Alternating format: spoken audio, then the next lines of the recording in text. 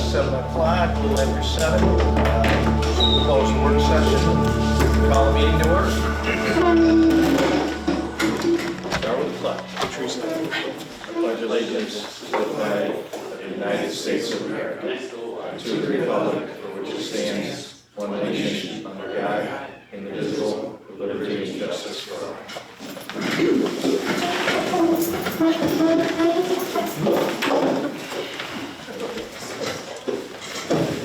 Hopefully everybody had a chance to review the minutes. If everybody has, can I get a motion to adopt the minutes as distributed? Any discussion? All in favor? Aye. Any opposed? Any abstentions? Motion carried. Citizens' comments. Any citizens that would like to speak this evening on town business? No? Okay. We'll move on. Town board comments. We'll start with you, Mr. Rowe, tonight. Yesterday, Councilor Jurasi, Kudarakis, and Supervisor Wicks had the meeting to accept the 2023 budget. Thank you for doing that. Can't wait to get into this next week. We've got some discussions to have, but all in all, I think Supervisor Wicks has tried to present a very conscientious and conservative budget, and I think that's good. But there are some things that we can get into the weeds on as we go over the next 2 weeks. So don't be afraid to come to the budget work sessions or post it on the website and attend. Thank you. That's all.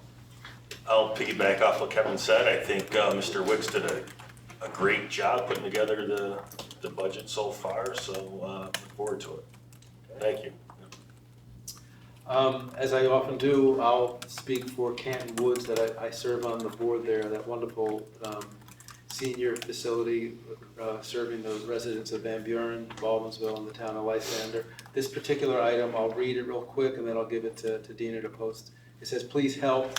The Baldwinsville Express Senior Transportation Program desperately needs drivers. These are the people that if you can't drive, or you're unable to get to the doctors or the dentist or something like that, you can call these folks up and for free they will find volunteers to drive you to wherever you're going and coming back. It's a wonderful program. We've participated in it, and these are just people like people in this room that are using their own cars. I don't think people worry about insurance or, you're gonna spend your own money on gas, but it's pretty much from here to some local doctor's office. So the number is 315-638-4536, but consider that. You don't have to sign up and do it every day. It's like maybe you do it once a month and you're gonna help some older person or some person that is unable to drive to get to their doctors. So, Dina, I'll give this to you. Thank you. That's all I have. Thank you. Mr. Moore? Yeah, I'm sure Kevin will get into this a little bit. It's October, of course. I always look forward to window painting. I like to see the kids out there. I think it's such a great Baldwinsville tradition. What's that? There you go. I hope a lot of people sign up. I hope a lot of kids are out there painting windows. Also, I look very forward. I just took a brief glance at the budget. I like the numbers that I'm seeing as far as tax rates. So I'm very excited to go through this whole thing. I know it sounds kind of nerdy probably to want to go through this document full of numbers, but I like it and I look forward to it. Thank you for coming in, everyone who's here, and thank you very much for watching on PAC-98.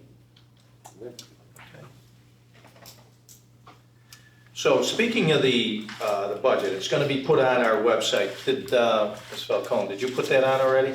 I'm checking to see if I received it. Okay, if you hadn't, don't put it on because there were some things that we want to change in that. Okay, that was I pointed. did get it at 5:30. Okay, You so don't want me to don't post put it it? on until Okay. we have a discussion. There's some changes. So Okay. the budget has a different format, and I'd love to take credit for that budget, and I did have had a lot to do with it. But I got to say, our new comptroller was just unbelievably good when it came to doing the budget. She was very, very. She just had a lot of knowledge on how to put the budget together. So when you look at the budget, you're going to see a different format. One of the things that Mr. Kudarakis and Mr. Jurasi pointed out it looks like, if you look at it quickly, it could look like that I gave myself the $18,000 raise, because it says town supervisor 70,000. Well, that's only because all and that's what we're gonna change. It's gonna be town supervisors program. So if you look at the budget, you look in the end, you'll see a roster under administration where, under town supervisors programs, you'll see that my salary stayed the same, it didn't increase, but you'll see the other salaries of the people that are like Mrs. Mott. She's in there as well, so that's all part of that 70,000. So when you look through that at first glance, and both Mr. Kudarowski and Gerasi pointed that out, it looks like that I had a raise. So some of the numbers in there are gonna look a little different from you, but if you look through it, and in the back of the program, you will see a roster, and that's where there's a breakdown of that $70,000. But the reason behind that is that these are, because they changed the accounting principles, state accounting principles, we're trying to get our format of everything we do here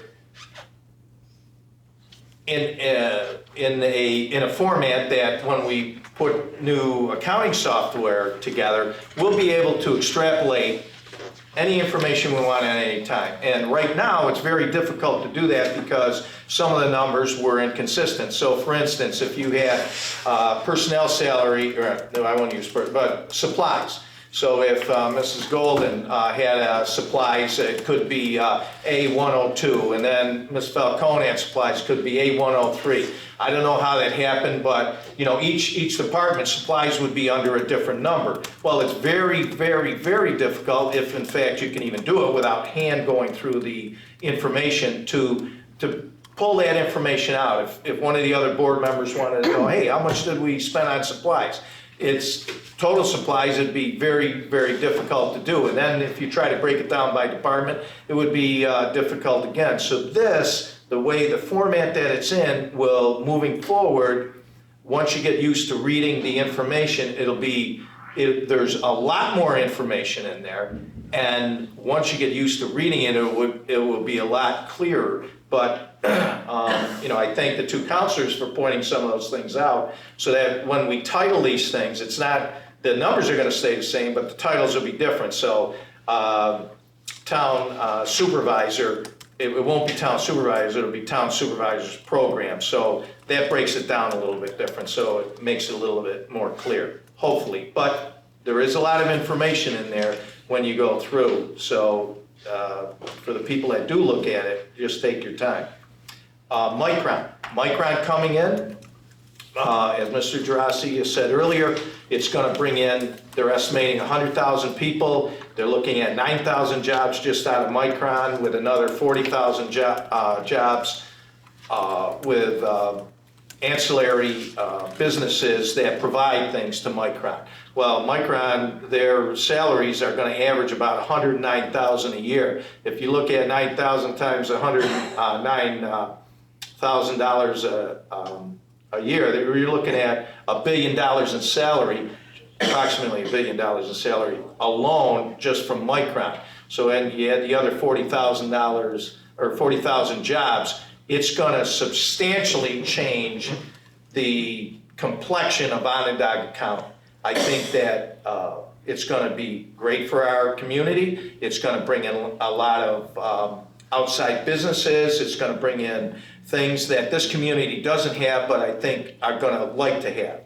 And also, it'll allow an avenue for our kids that are going to engineering school, if they go to RIT, if they go to SU, if they go to Cornell, and where are they going now? Well, everybody, and my son had a number of friends that went to RIT. Not one of them live in this community. This will offer an opportunity for those kids to stay in our community and make the type of living that they want to make, and they can make going to other cities throughout the United States. So I think it's just a fantastic opportunity for us, and I look forward to it moving forward. That's all I have. Department head reports. Mr. Rivazega. Nothing. Mr. Merrill. You You do have some. prop, There you go. props here. So, first, well, let's do this first. So we have registration, for Arts and Crafts Club. This is session 2. So we've created this program kind of to be an ongoing thing, with really no end in sight, but we run them in, 3-week sessions. So we got, registration is ongoing right now for session 2. And I will sign up Mr. Kudaraskis for that, because he was telling me earlier that. Does he I want did to- the window painting cleaning. He wanted to sign up. Also make a nice little flower. So he can, so, week 1, he can make himself an origami crown. He probably already has or some paper airplanes. Does that now? That might be a little bit too highbrow for him. Can we tone it down? So the origami crowns, like the kids are gonna do origami in paper airplanes. The crown was just an example that David was playing around with stuff this week. Week 2, just in time for Halloween, the kids are gonna be making these mason jar pumpkin lanterns. And then week 3, which I don't have any props here for that, and it's kind of hard to explain, but it's called galaxy painting. It's done on poster boards or foam boards with spray paint. It's pretty neat, actually. And that's something that my daughter's done it. She's actually going to lead that class. So registration is ongoing for that. The flyer and registration form are on our webpage and on Facebook. We have board game club ongoing for kids. It's Saturdays at 11 right here. So that doesn't cost anything, it's free to the kids, they just show up, they can bring their own games. Is that the chess club too? They can play chess, it's, we started with chess club over the summer, and then it became board game club, so. That's pretty well attended, right? The chess club was, the Yeah. board game club kinda ebbs and flows, so, just, yeah. But it's a good program. We have, registration is still ongoing for Halloween window painting. And we had a nice piece in the Messenger yesterday, done by Ashley Casey. So we had some nice press on that. So registration, last I checked with David, we were up to about 140 people. And it's not just kids. Their parents, their grandparents can all register, so we were up to 140 registered. Our goal is 200 at a max. We have 175, I think it was last year. So that's, we'd like to at least get to that, if not 200. So that again, that's Halloween window painting, that's Saturday the 22nd. And then, following window painting on the same day, we teamed up with Orange and Olive Design, Jeff's former neighbor. And she's got an event that she's put together called Spooky Hollow Festival. And she's got a haunted house that her family puts together. They're gonna turn the Rotary Pavilion into a haunted house. And she's got some vendors, and she's working on some food trucks come in and do a little Halloween festival that evening. So people can go from window painting right to Spooky Hollow Fest at Lysander Park. So, and then we have, just let you guys know, we have permit to go, we're gonna add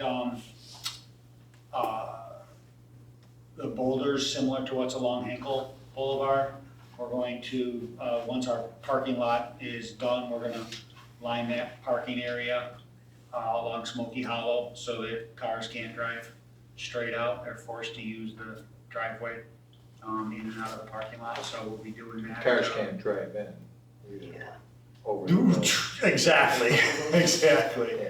Yeah, because right now, the way it's set up, it's a free-for-all. Pull into that parking area, pull out of that parking area, and not have to use the driveway, so. Maybe we can bring some of those extra boulders down to Hayes Road. Just, That's another discussion. Where am I gonna put it? Some reaction out there. That's all I got. Okay.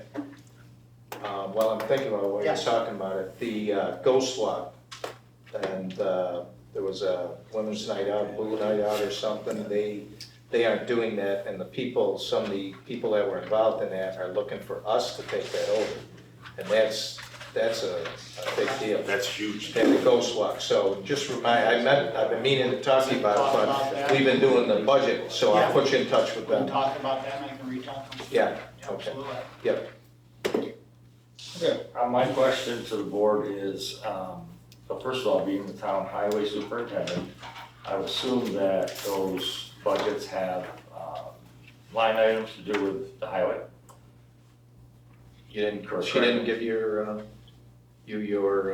Today. Yeah. But when I went into work this morning, employees already knew it was on there. But that's not my comment. well, I don't know how there's only 6 of those out. So if they were to get it, they would have had to get it from one of the 6 people that had the thing. And That'd be I can very tell you true, they Bob. didn't get it from me. Very true, Bob. Yeah, they didn't get it from me. The other question is, the portion of my budget that's in there is, which I saw through the text or email, whatever it was significantly lower than my original number. My question is, was that number reached by a group discussion between the board? No. I'm the financial officer for the town, so when the budget is put together, the tentative budget is put together with me and the department heads. Me, the comptroller, and the department heads. Now, on numerous occasions, in fact, I've been talking to you since January, since you've been elected, I said, look, budgets are difficult, and, I'd be willing to help you, put it together. And then when it got to be budget time, when you got your sheets, I asked you if you were gonna come over and we were going to discuss that budget if there had to be any modifications in it. You said that you would. Next thing I know, you're sending out a budget your proposed budget to the town board. So the town board does not put the tentative budget together, I do. Okay. And then we have modifications to be made, but while you bring it up, your initial budget had a 70% increase over what it was last year. Okay. Just in your budget alone, it would have been a $200 increase for a household of that's $250,000. They'd be paying an additional, whatever they paid last year, they'd be paying an additional $200 a year. If it's a $500,000 house, which we have plenty of those around, they'd be paying an additional $400 a year. Your budget would have been over $4.5 million. Your budget was had an increase of $1.4 million over what you got last year, and what you got last year was the highest budget that a highway superintendent has ever gotten.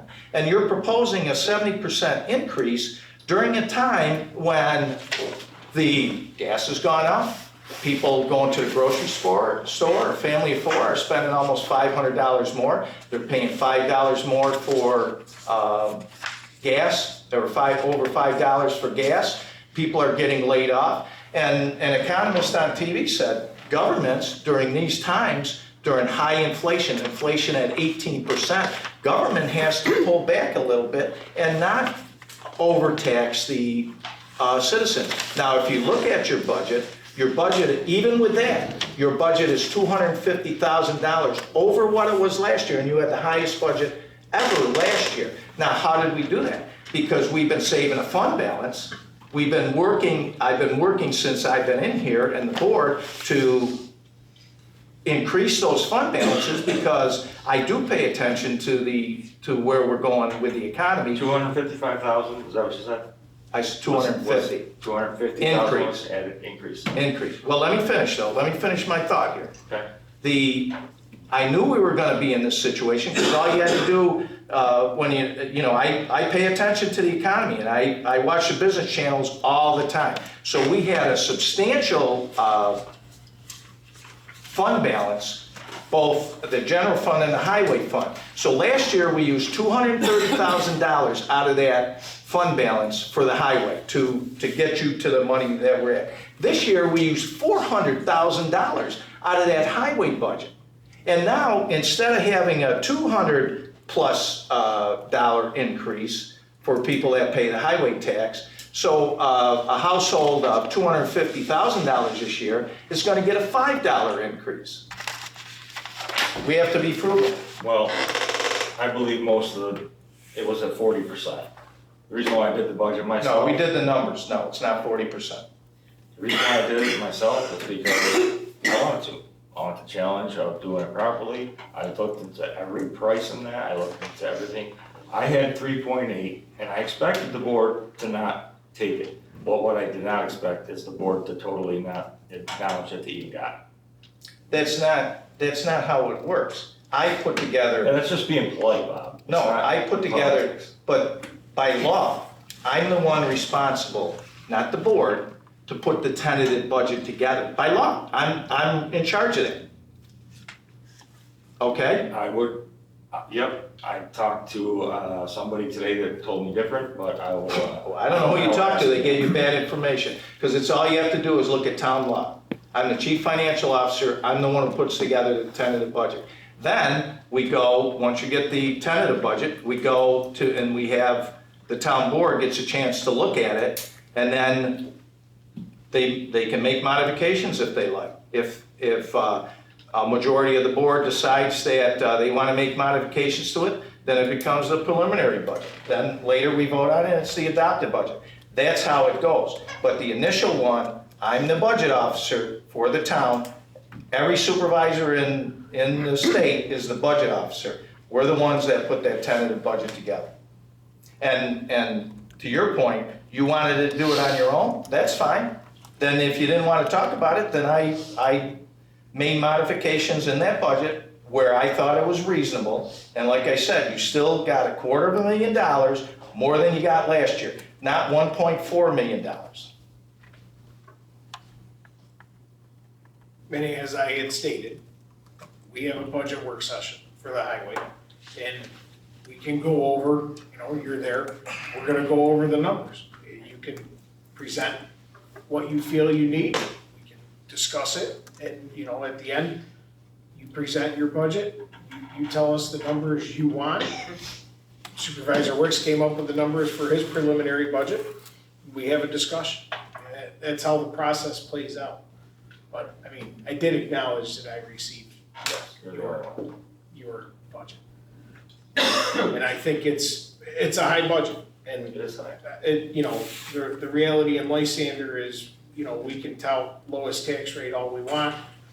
We have to provide services, and our town is growing, and with Micron being 7 miles away in the next 10 years, if that comes, I watched, 20 years ago how great Destiny was gonna be. And here we are now. So, the hopes and dreams, thank you to the federal government, because without the federal government and the CHIPS Act, Micron wouldn't even be a dream, it'd still be a dream. So, I can't wait to see what actually happens at White Pines. But, we have to admit, we've grown our town over 30 or 40 years, kept relatively the same amount of people working in the highway department. So, thank you for your budget, and I look forward to working it out at the work sessions. All right, well, I guess I'll just go on, close it up. And thank the people for being patient on Eden and Exeter. We're very close to final grade of the stone, which means that it will be blacktopped shortly, as soon as we can get a contractor in to take care of that. I just want to acknowledge the guys for how many hours they're putting in, and the speed at which we're accomplishing the project is pretty good. There's been a lot of cooperation with Tiroli, our guys, and hopefully that'll be wrapped up, and then that'll close up Indian Springs for 10 or so years. That'll have Mott and all that neighborhood will be finished, so. Please be patient a little bit longer. Thank you for letting us make noise and dirt, and we'll put an end to it soon. Ken, if I could just say something to you, I want you to approach the budget session positively. That's how I'm gonna go into it. I think I don't want to speak for Supervisor Wicks, but it's a protocol issue. When I was a department head in the county, if I ever dared to submit my budget directly to the county legislature, that would have been the last day I would have been on the job. Now, respecting the fact that you're an independently elected department head, that maybe is different there, but I can assure you that I will pay attention to everything you have to say and come prepared to say, guys, the budget that's in front of you is not gonna work, and here's why. Come to us very positively with that approach. I'm not saying you're gonna get anything you want. And I know that. But come with that attitude, okay? Yes. We didn't have a chance to talk about the bulk storage. Do you want to do it with the resolution, or you want to do it now? Is there a resolution on here for it? I didn't, in the last one. Aye. Oh, yeah, okay. Yeah, talk about it now. Well, Okay. well, we have some time. So we have a petroleum bulk storage tank at the highway garage. Our permit has expired. We've been granted a grace period to the end of the year to get the tank closed. I'm presenting you with a proposal from CHA tonight to do the engineering services portion of that project. The estimated total cost is $31,700. That's very, very conservative. I do not anticipate we'll hit that. We'll come in someplace around 25 realistically, but that's what we have with contingencies in there. Try to keep costs as low as we can. Actually, Samantha Miller will be the PM for this project. Already spoke with the DEC about it, and due to the groundwater table, the DEC has agreed that we don't have to get a sample from under the tank analyzed, so there's a pretty good savings in that already. So, Can I ask a question? Just to refresh everybody's memory on this, I mean, we're doing this because we're buying fuel from the school, from the school. Yeah. And my only concern there, maybe it's not even a concern, it's just we're putting all of our eggs in one basket, assuming that the school, being able to get, fuel from the school system is always gonna be there, probably will be. But is this petroleum tank in any way compromised right now? I mean, in the sense that is it smart to get rid of it, is what I'm saying? So the liability and the record keeping piece of it, we need to do a significant upgrade to the pump and the software system that's there. Basically, we're looking to get into compliance from a software standpoint and pump standpoint. We need to spend $15,000 to $20,000. And then you still have the environmental liability that goes with that underground petroleum bulk storage tank. Permit fees, right? And annual permit fees. Where do they go for that? It's $500 a year. But the computer system too. Well, that's what the software and pump. We're looking at a significant cost to upgrade it, to bring it into compliance from the record keeping standpoint that the DEC currently has. Our current system is no longer supported. It actually won't run on anything newer than Windows 7. Obviously, we don't want to have a Windows 7 machine that's not supported by Microsoft on our network. So we're kind of we're in a situation where we either have to spend a significant sum of money to upgrade a system that still leaves us with a significant liability. I think our PBS insurance it's like 17. Keeps going up. Yeah, it's like $1,800 a year that we're paying now, plus the permit Keeps fee. going up, right. This is the prudent thing to do. The school bus garage has an emergency generator, so we'll be able to get fuel even if we, power's out, which is important for Ken's guys. We get an ice storm and the power goes out everywhere. Ken's guys are still gonna be able to get fuel and get the roads cleared. And I'm only asking the questions because I just want to be sure we're doing the right thing. Ken, from your perspective, is the school program working? Oh, yeah. Okay. We actually got a better deal than we did this year from last year. Significantly. Yeah, quite a bit, so, So when you And need it fuel, costs. you can get it. yes. That's good to hear. Thanks. Anything else? I have nothing else to say. Ms. Golden? Good evening. In your mailboxes, you should have gotten a copy of the August to September assessor's report. There are no new Supreme Court filings or certiorari cases for 2022. The town has one case pending, which is the Timber Banks Apartments. It includes multiple parcels, but it's one case. The town received 7 small claim filings for 2022, and the hearings were held in August and September. All of the cases resulted in no change and no cost to the town. On August 8th, the governor signed into law new income limits for the senior citizen and disability exemptions. And the change would increase the maximum income amount from $29,000 to $50,000 to receive a 50% discount. This change is subject to local option by the county, the towns, and the school districts. And I'll talk a little bit more about that at the end of the report. The 2023 renewals for our senior citizen and disability exemptions were mailed in September. The deadline for all exemptions is March 1st, as usual, for next year, 2023. And the income is calculated as received. We are holding them for processing because we're waiting to see what those income levels do, because they would apply for next year if they're changed. Otherwise, we'd have to redo the work. All other exemption renewals for 2023 will be mailed in December. All sales that occurred between July 1 of 2021 through July 1 of 2022 have been reviewed and submitted to the state by their September 2nd deadline. And those are the sales that the state will review and analyze the sales to determine the town's equalization rate or their level of assessment, which will be on the 2023 assessment roll. The Assessors Fall Conference was very informative and well attended. The classes attended were state update reports, sales review, verification and corrections, Airbnb and its effects on valuation, and data collection issues and resolution. The requests for reimbursement forms have been completed and forwarded to the state as required within 30 days. And because I went to Cornell for 4 days and I got 12 hours of credit at the fall conference, I'm back in the good graces of the state. Everyone got a little behind because of the classes being canceled during the pandemic. Also, there was a little packet, and you don't have to make a decision on this right away. If you make a decision sometime over the next month and give me an idea, we just need to know what you're anticipating as far as that senior citizen income level limit, because we have to put all these exemptions into the system for next year.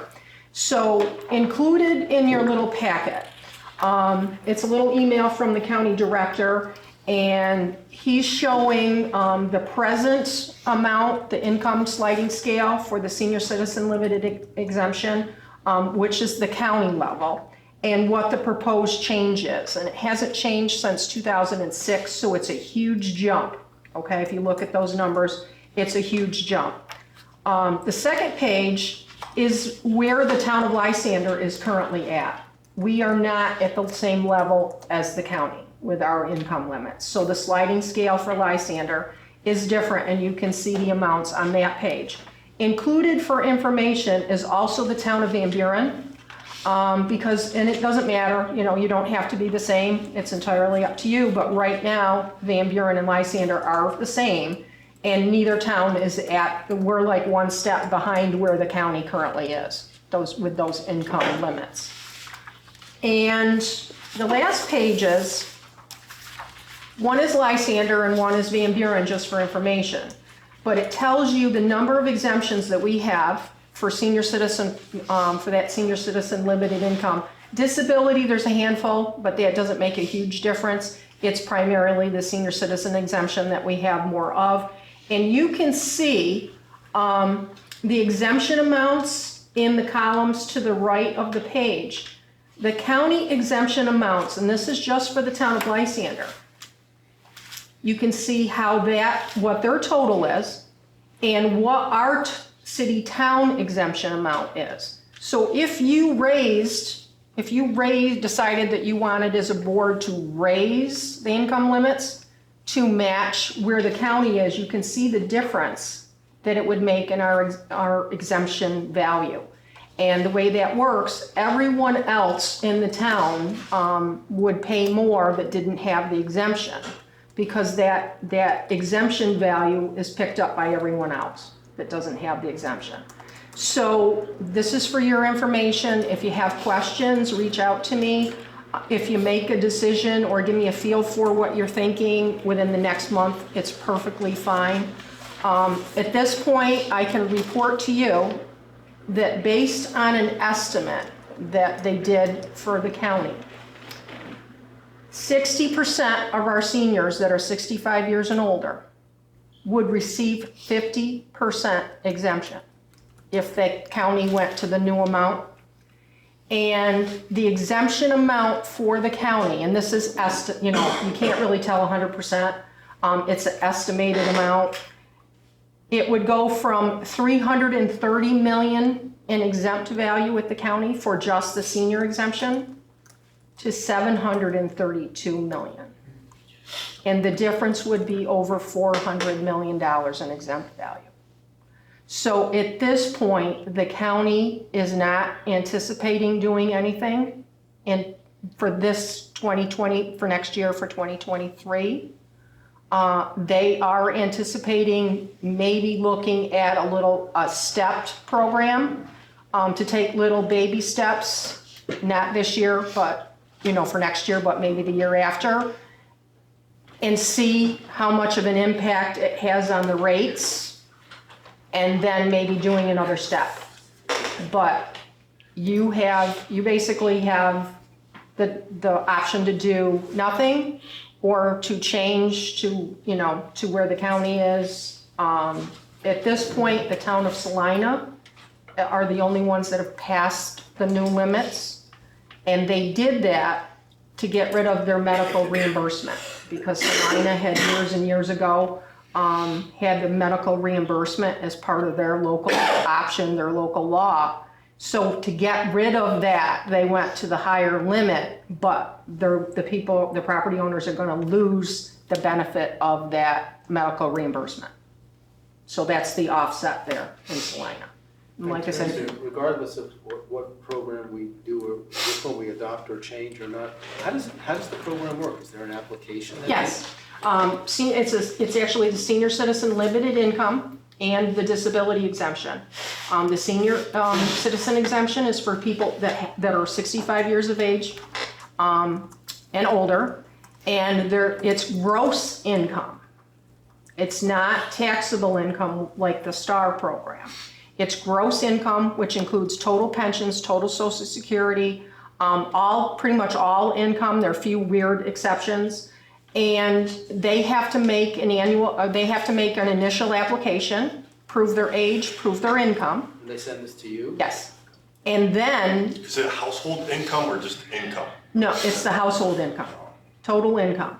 And every year, they have to renew with us. When I'm talking about sending out those renewals, they have to come in, we send them a renewal in September. They have till March 1st to bring it back.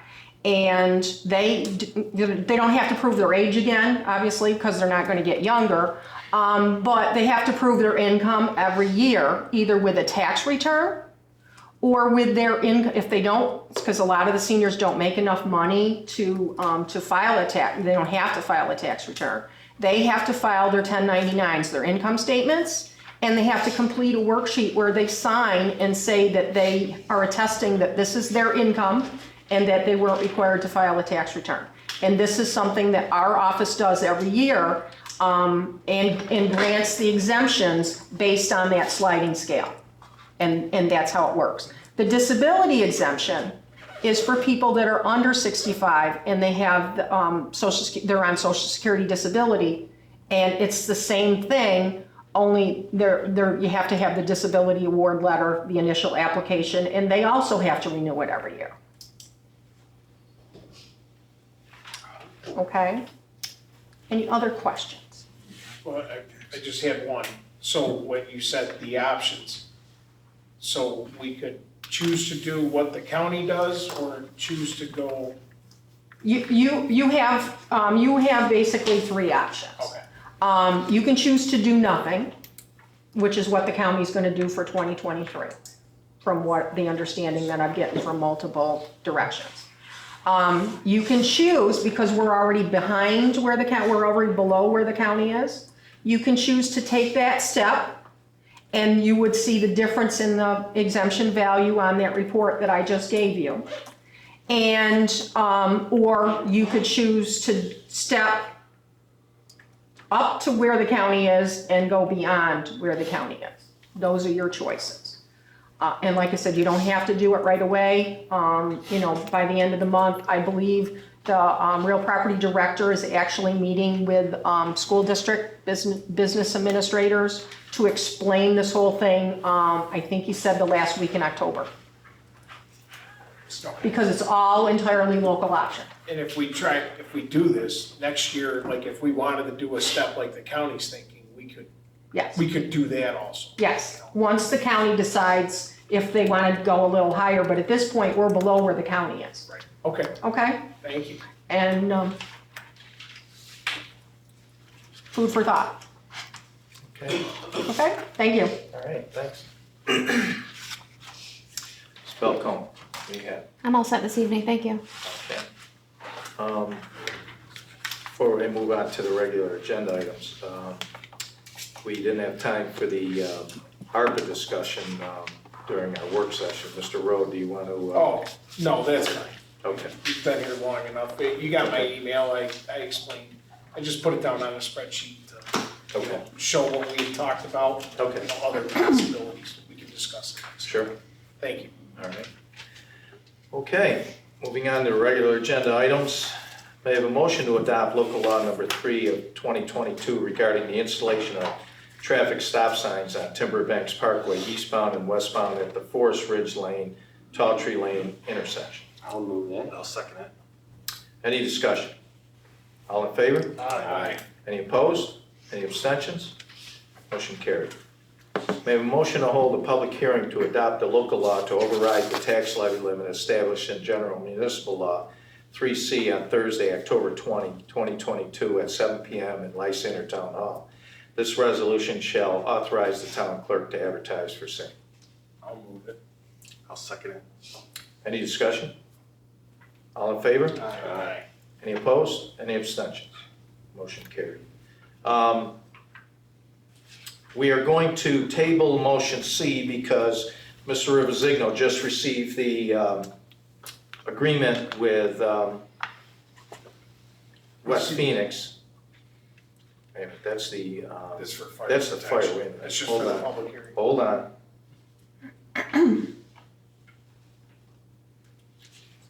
You know what, I thought that was, I thought it was that the other, the sewer. For the water. We didn't have that one on, right? No, because you Okay, wanted all to right, take time my to look mistake. at it. We aren't gonna table Okay. that. When I read it fast, I thought it was our sewer agreement, and Mr. Rivazigno just got that tonight. So, motion C, may I have a motion to hold a public hearing to hear citizens for or against the 2023 fire protection agreement by and between the town of Lysander and Enterprise Fire Company Number 1, West Phoenix Fire Protection Agreement, on Thursday, October 20, 2022 at 7 p.m. in Lysander Town Hall, and to authorize the town clerk to advertise for same. I'll move that. I'll second it. Any discussion? All in favor? Aye. Aye. Aye. Any opposed? Any abstentions? Motion carried. May I have a motion to authorize the supervisor to sign the SPCA cruelty agreement effective January 1, 2023 through December 31, 2023. I'll move it. I'll second it. Any discussion? Now this, I just have a question. This is just for, this isn't is this our annual agreement that we have with them, or is this just Yeah. for a part of, okay. But there's two. It's the cruelty, and what's the other one? It's just our regular contract with Yeah. the dog control. Okay. Anybody else? Any further discussion? Okay, all in favor? Aye. Aye. Any opposed? Any abstentions? Motion carried. May I have a motion to authorize the supervisor to sign change order number 1 for the swale and stormwater pond maintenance project in the amount of $958.75 that was necessary due to the wet weather conditions. I'll move it. I'll second it. Any discussion? All in favor? Aye. Any opposed? Any abstentions? Motion carried. May I have a motion to approve the first and final payment for the swale and stormwater pond maintenance project in the amount of $39,808.75 as recommended by the town engineer's consultant. I'll move it. I'll second it. Any discussion? So is that, how does the amount work together? Is it, we're adding $958 to? Yeah, the original contract amount was was $958.75 below the $39,808.75. Any further discussion? All in favor? Aye. Any opposed? Any abstentions? Motion carried. May I have a motion to set the punch list securities for River Grove Phase 2 development of $27,000 as recommended by the town engineer's consultant. I'll move it. I'll second it. Why don't you explain that one? So this is the River Grove development off of between Drake's Landing and Glacier Ridge on the east side of Drake's Landing. This is the one that when we approved it, the builder or the developer did build the road to town specifications, but the builder was tasked with doing destructive testing on the piece of private road that would need to be taken for us to take dedication of the roadway. The developer was not able to come to agreement with the homeowners association, so at this point in time, he is not offering to dedicate the roadway to the town of Lysander, and is only asking us to take dedication of the storm sewer and sanitary sewer. Okay. Are there houses being built? There's the two houses that were actually the lots front, the old section, that were, so no improvements were needed to get those two in and out. I know he has 4 of the lots in the new section sold. So he's trying to file his final plat so he can start construction on those houses by our town code requirements. We have to take dedication of the utilities before he's allowed to, the planning board chairman's allowed to sign the final plat and have him, the developer, file the final plat at the county clerk's office. So this is the first step in that process. Provided that he gets his securities to us in a timely fashion, at the next meeting, we would actually take dedication of the sanitary sewer and the storm sewer. Are they already in? Oh, yeah. Is the road in? Yeah. So, We're not taking the road though. We're not taking the road because we can't plow the road without turning around on a private drive. right, that's that new section. Correct. Yep. So they weren't able to resolve that. They were not able to come to an agreement between the developer and the homeowner association. Okay. Do the residents moving into those, They get a statement at closing, okay. That is just private. like all the other residents did, Okay. and it's filed right. See, I wasn't there with the other ones. I want to make sure that moving forward, And it's filed right that with it's the. clearly stated It's filed right. what with is the- happening here. Filed right with the deed. Okay. At closing, they were aware of it before closing, right? Their lawyer should make. Their it lawyers work. should make them aware of that, yes. I mean, ultimately, they're on a private road. Yes. Well, we've had a lot of issues with them, with the existing Oh, yeah. portion wanting us to take dedication of the road. We can't do it. Right. You Well, know, it wasn't just- built to town spec. Yeah, it's not. it's not So do you complicated. ever think that will be resolved with the HOA or, That one, again, we have the developer right here. Mr. Byrne. My name is Dan Barnaby with Eldon Homes. I hate to interrupt when you're on a roll. No, that's all right. No, we gotta, And I have a couple other points that are also related to the project. Through your town engineer, I was, contacted with the prospect that if I built the road to a public standard, that perhaps a section of the private road could also be dedicated so your plows can go in. I made that offer to the HOA board members and they unwisely didn't accept the offer. They think they have some type of leverage in this situation, like it's all or nothing. And I think the board members have actually lost sight of their fiduciary obligation to all the other residents in that community. I said to them, 33% of a public road is better than nothing, because you're gonna eventually have to repair all this road someday. They had an annual meeting about 2 weeks ago. I brought the matter up at the annual meeting. I said, let me get something straight. Under no circumstances will Tulip Tree, the section that I haven't developed yet, be built to a public standard, because I'm not willing to re-engineer it and redesign it. It just happened to be that the road that we installed was within the town's specifications for geometry, and it was no problem building it with a vertical profile that would match. And my thought was, I don't have to dedicate it today. This offer can hopefully remain in perpetuity, that someday they'll reconsider. Although I think the town's offer was very fair. I communicated to the town, my preference would have been for it to be a public road, but when I bought the property, I knew well that I was getting into a situation that was a private road. And I make all our buyers aware of it. So it's crystal clear to them that and I know, you can only give them the information, you can't make them understand. They're not I understand that, They're but not. I mean, that's clearly marked in there, and that's brought up to them, so because we have the homeowners in the other section that's come to every person on this board multiple times and want us to take dedication of that section of road, and we just can't do it, so. With any association, you have a very vocal leadership. They take charge, they run with it, and then you have non-participatory members. And I think the vocal leadership just thinks they have some leverage here.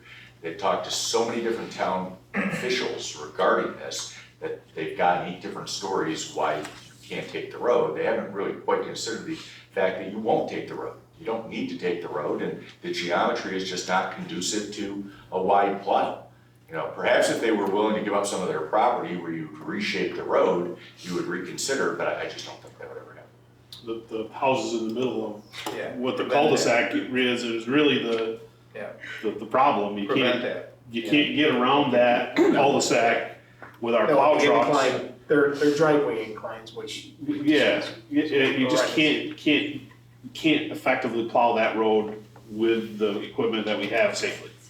I just wanted to make sure that, so moving forward, if it comes to us, we can say, no, we know that you were made notice of that, and, okay.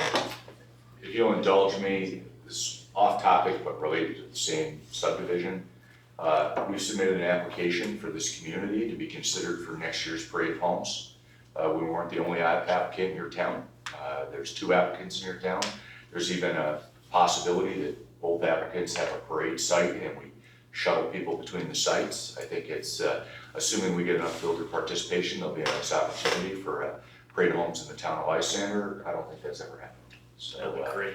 that would be great. We'd appreciate the town's support. On another note, directed directly to the supervisor and the people that are involved in planning, I attended the county executive's luncheon today,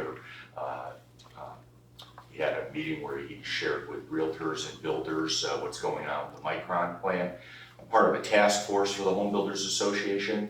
We're going to be approaching towns. Yours is at the top of the list, along with the town of Clay, regarding going over your town ordinance, subdivision regulations, zoning regulations, showing you where we think it would be more user-friendly to developers and builders. We're going to towns that we think would be cooperative and would be invitive of growth.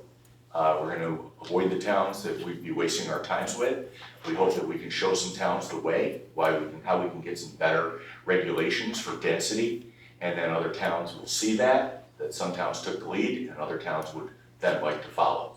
What we have in mind is looking at your cluster regulations, looking at your sections of your zoning so we can get some more density, and looking at an overlay zoning map.